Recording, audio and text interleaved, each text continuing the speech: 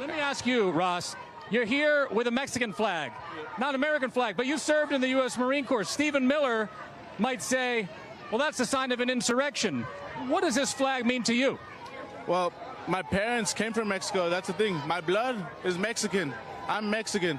I was born here. I love this country. Don't get me wrong. I love this country. I will fight for this country any day. But I'm also going to represent what runs through my blood, which is Mexican. I'm Mexican at the end of the day. Your mom and dad came here and they weren't documented. But when you entered the Marine Corps, you told me that through a legal pathway to citizenship, you were able to get your parents papers to live in this country legally. The Marines was your parents' path to legalization. So when you see the Marines here standing in between ICE agents that are trying to deport people like your parents once were, and you guys protesting, I don't know, what do you think? What does it make you feel? Like, it makes me feel super sad. It makes me feel sad because a lot of the people I see here, a lot of guys back here, a lot of Marines, they're all Hispanic. I know for a fact a lot of them have parents that were born in a foreign country too.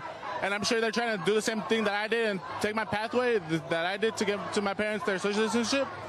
But it's just sad. It's super sad. If you were in the position of one of these Marines from 29 Palms standing up here right now and you had been deployed here, what would you do? They're in a tough spot.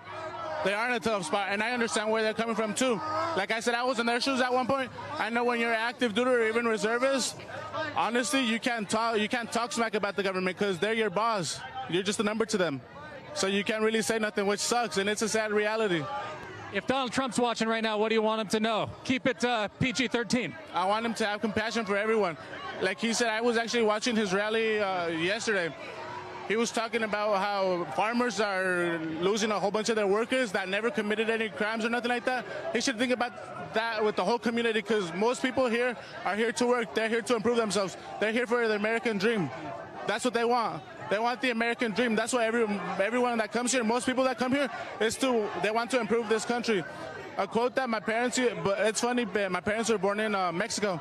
But a quote that my parents always taught to me was one by President John F. Kennedy when he became president. It was like, ask not what you can do for your country, or no, ask not what your country can do for you, ask what you can do for your country. I've always gone through it like I've always lived like that.